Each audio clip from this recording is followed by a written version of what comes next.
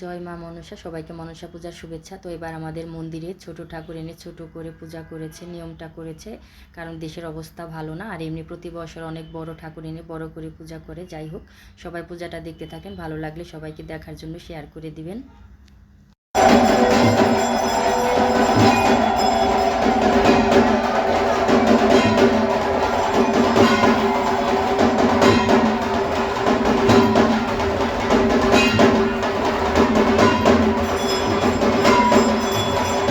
কল্পদ্দ ধীমহি ষণ্ডিতি